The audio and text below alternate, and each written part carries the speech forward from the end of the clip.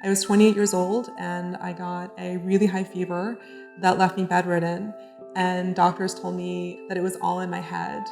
And so as I started looking for answers, I went online and really went down this rabbit hole and found this hidden world of people living with this condition that I knew nothing about.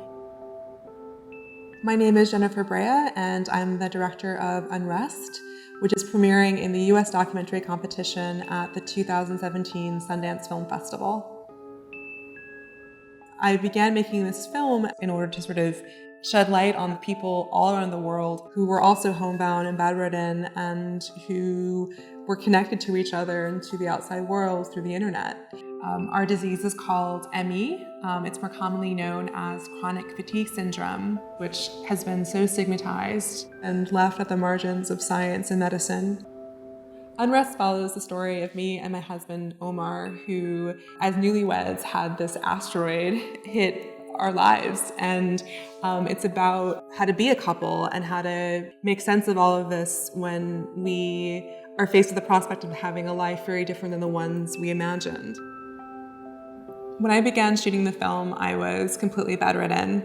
And so I hired camera crews around the world and would conduct interviews from bed by Skype using a sort of poor man's Interrotron. And it was a way for me to not only direct from bed, but also to connect me to the outside world during a time in which I found myself profoundly isolated.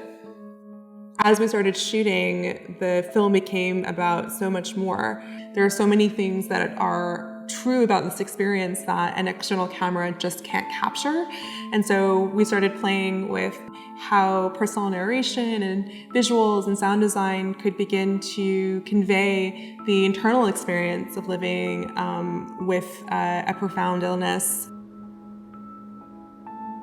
I think one of the things that I've learned from my own experience and from making this film is just how resilient humans are, and that when we face challenges that we think will break us, we can find within ourselves resources that we didn't know we had. And that really has been kind of my journey with this, and something that I hope audiences can take away after they see the film.